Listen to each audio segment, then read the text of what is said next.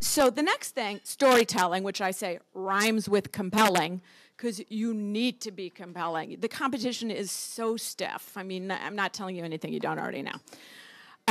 So as you probably have found out in these years of Facebook and Twitter and Reddit and Stumble Upon and Pinterest, we tell each other stories. We tell each other stories with images. We tell each other stories with language. We tell each other stories when we don't even realize we're telling each other stories. It's as old as humankind. And storytelling is really effective in marketing because people remember it. People remember stories. The stories that you tell other people that you've told your whole life, you remember them really well, and you remember the details. And you better believe the people you're telling them to are telling them to other people. It's the original viral marketing.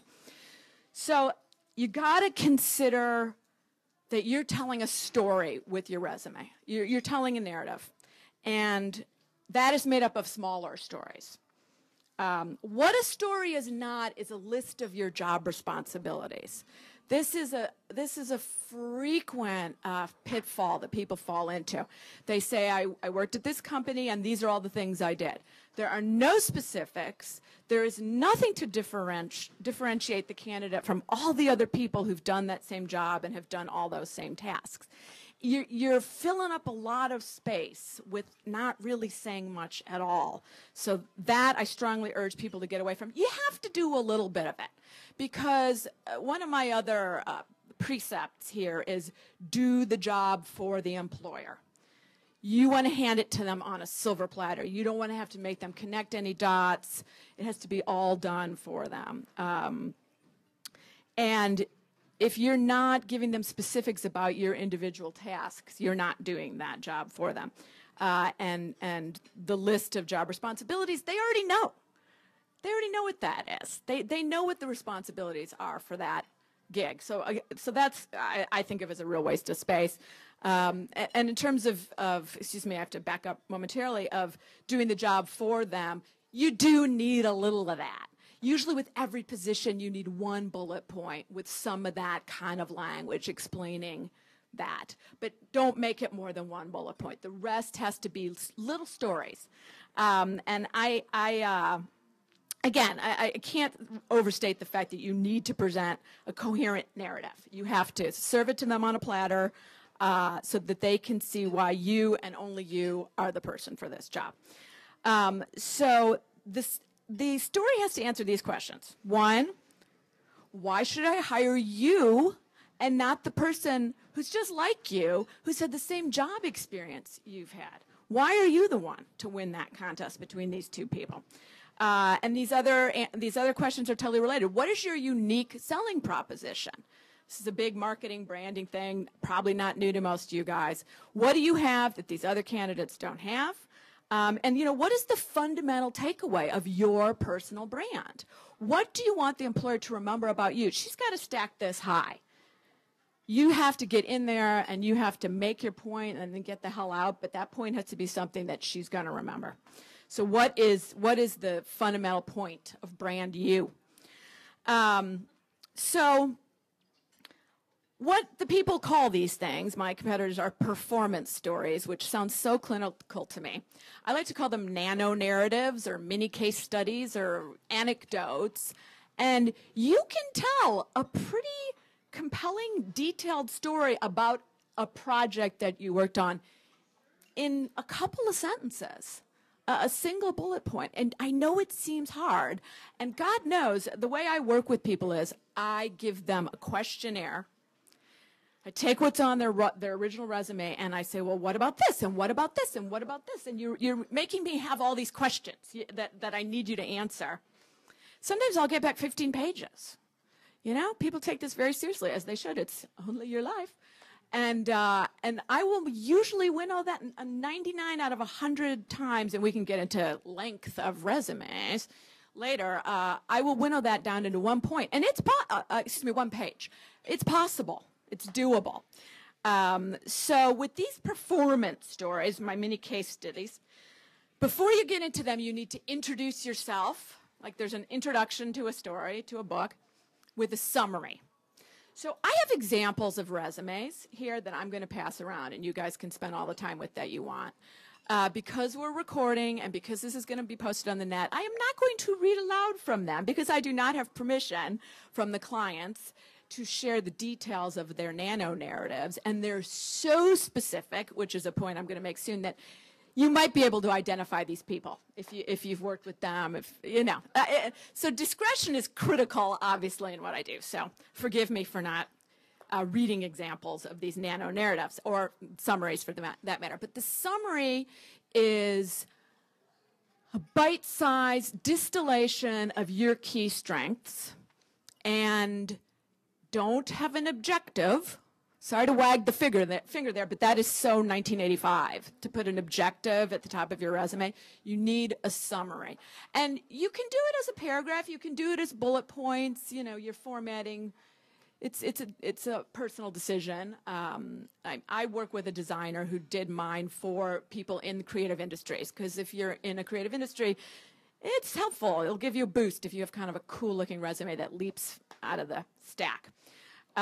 So you need a summary, and you will be able to see examples of those. In fact, you know what? I'm just going to read one of Mr. Z. I'm going to read Mr. Z's. Now, this is not a field that, again, a lot of you guys have had experience with, but I think you'll be able to hear this summary and understand where I'm going.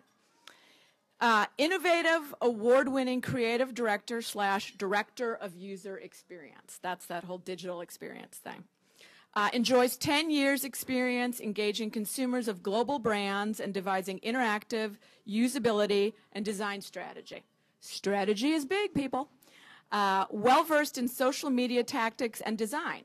Recognized for delivering research-driven, better targeted creative that produces more compelling user experiences. Respected team captain, leading by example and promoting workplace camaraderie.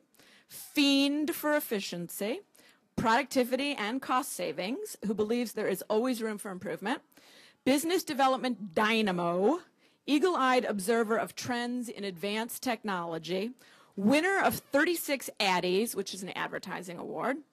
Notable for refreshing sense of humor, upbeat outlook, and conviction that work can be fun. Seriously. So you can really put a lot of personality and a lot of information in a block of text. When you see it on the page, you'll see it's really not that long, but there's a lot of info crammed in there. So that gets people to read to the next line. You're never going to get anybody to your performance stories if you can't get them hooked in with that summary. So that's what that sounds like. So what are the story beats of these stories? What do I say in my stories? There's a formula. There's also a formula for cover letters, by the way. No need to reinvent the wheel. I'll get to that later. So the formula for these little stories you're going to tell is challenge, solution, results, and metrics. What was the problem? How did you solve it? What's the proof? What were the results, and how do you prove it? If you have numbers, yay! Numbers are great. If you can say you increased sales by a percentage, you drove web traffic by this many dedicated users, you increased productivity by XYZ, numbers are very sexy. Everybody loves that stuff. Sometimes you don't have that, you know? If you're a publicist, it's rough, right? You don't have numbers, but maybe you can say, I got this coverage in this magazine. Oprah wore my client's shoes on her show. Let's all hope that happens to us. But there are things you can say.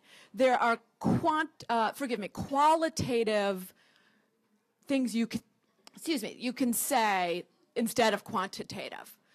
Do your best. Sometimes it's anecdotal. Sometimes it's, this is what my client said to me. I mean, it's something. It's memorable. Okay, so those are your story beats. Challenge, solution, results, metrics. And then you tell stories of specific projects. Remember a project that you really kicked ass on under extremely difficult circumstances? Those are the stories you tell. And when you tell those stories, you're a writer. So you do the things that a journalist does, which is to look at the who, what, when, where, and why. But more importantly, and this is the one people miss, the how. How did you do it that is different from other people, how they did it? How did you come up with the idea? What was your thought process? What steps did you take? What discovery did you do before you figured it out? All that stuff is golden because employers want insight into that stuff. So, and again, to go with the who, what, when, where, and why, you want examples. You want details. You want illustrations. You want descriptions. These are the things that make you memorable and stick in an employer's mind. You want to be like, wait a minute, who was that woman where she was arranging that event and the caterer didn't show up, and so she ran down the street to Roscoe's and she got some chicken and she got some waffles and everyone loved it, and you know, those kind of details. It may seem silly, but people remember that. They go, I need that Roscoe's girl. Who is that girl? Call her. I need her. So you'd be amazed at what people remember and what is the weird factoid that got you the gig. So I'm going to skip ahead in my presentation here to the dubious language that everybody uses. Now, remember that you're differentiating yourself. This is the big task here, is what you're doing. You're differentiating yourself. There's a lot of whack language that everybody uses. Sometimes you have to use it, and in my resume examples that I'm going to show you guys with the black bars on the people's contact info, you will see this occasionally because some clients insist on it because we're also attached to it. But in general, avoid hackneyed words and phrases like dynamic, problem solving, innovative, motivated. Now, you already heard me say innovative. He insisted on that. Extensive experience, effective, organizational, creative, synergy, cross-functional teams. More than X years of progressively responsible experience. Superior or excellent communication skills. Strong work ethic. Met or exceeded expectations. Proven track record of success. Works well with all levels of staff. Team player. Bottom line orientation. Everybody says this. It's all meaningless nonsense that takes up a lot of space on the page. If you don't have examples, descriptions, illustrations, it's nonsense. You need evidence. You have to prove that you can do this stuff. And what I like to say is, if you were really an out-of-the-box thinker, you would not be caught dead writing out-of-the-box thinker on your resume.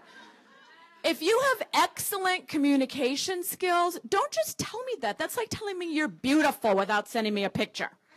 You have to tell me a story about how your excellent communication, first of all, how excellent they are, and how they saved the day, why they mattered, why they had an impact on your team, on the bottom line of the company, why they made your boss love you. Why she's like, oh my God, I will name my firstborn child after you. You know, saving the boss's life is great. So those are the stories you tell. You don't say this stuff. You just prove this stuff. I was going to get to that in my section about don't be a robot, but since it's relevant to telling stories, evidence, show, don't tell. All that stuff, you should show it, don't tell it. And then the other thing that a lot of people aren't noticing in the new post-recession economy is that we're doing a lot of work that we don't realize is important work. And some of that work, we're not making any money for it. I do plenty of pro bono projects, and no, I don't get paid, but I get good clips out of it. I get good samples out of it, and I get great experiences out of it. So if you're volunteering, if you're temping, if you're doing pro bono work, if you're doing barter, that's all legit. You can use the stories of those projects to win your next real gig. So don't sleep on that stuff. That stuff is very important. And this is one of those things where when I'm doing my Q&A with my clients, and I'll say to them, have you ever done anything like this? And they'll be like, oh, yeah, blah, blah, blah, blah, blah. And I'll be like, oh, wonderful. But if I hadn't asked, they wouldn't have realized that it's relevant So you have to think about everything you're doing. As far as your stories and delivering things on a silver platter, do not make anyone Google anything ever. If you worked for a smaller company, put in a little parenthetical descriptor after the name of the company explaining what they do. If the company is Google, you don't need to. If it's AT&T, if it's Capitol Records, whatever, you don't need to. But if it's a really cool branding agency that only people in the branding industry know about, then yeah, you want to have a little descriptor of that.